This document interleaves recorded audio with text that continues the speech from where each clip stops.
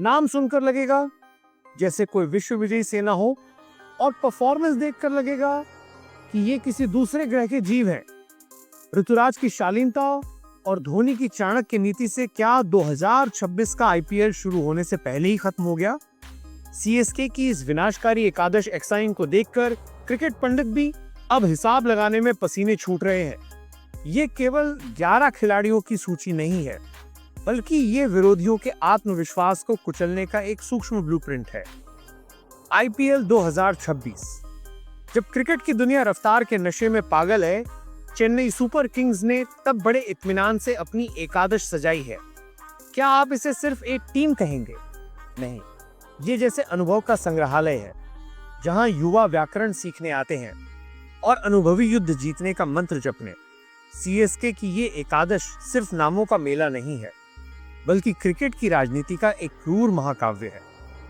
एक ओपनिंग, जहां बल्ला नहीं शालीनता बोलती है। शुरुआत ऋतुराज गायकवाड़ के बल्ले से होती है। आधुनिक क्रिकेट में जब हर कोई जंगीर बनना चाहता है, ऋतुराज तब शरद चंद्र के उपन्यास के उस शांत नायक की तरह विकेट पर आते हैं। उनकी बल्लेबाजी कोई शोर शराबा नहीं, बल्कि एक तरफा शांत संगीत है, जहां विपक्षी गेंदबाज समझ भी नहीं पाते कि कब उनकी जेब से मैच चोरी हो गया।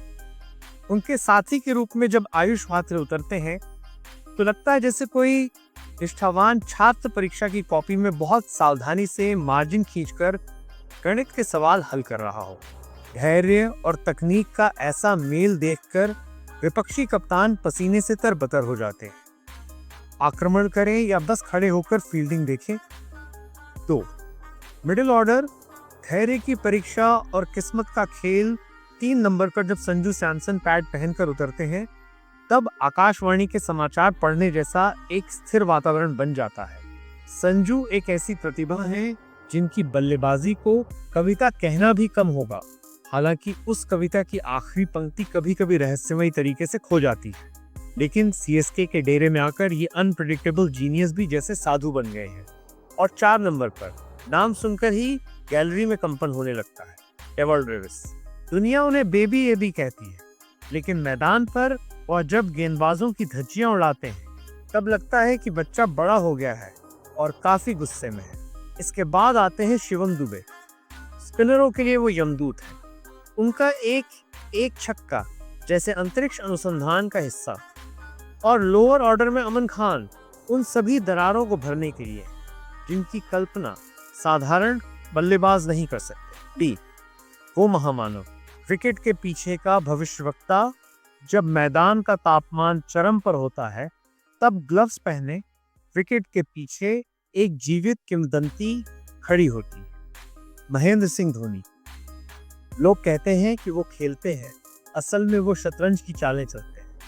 धोनी जब विकेट के पीछे होते हैं, तब गेंदबाज हाथ से नहीं, बल्कि धोनी के दिमाग से गेंदबाजी करते हैं।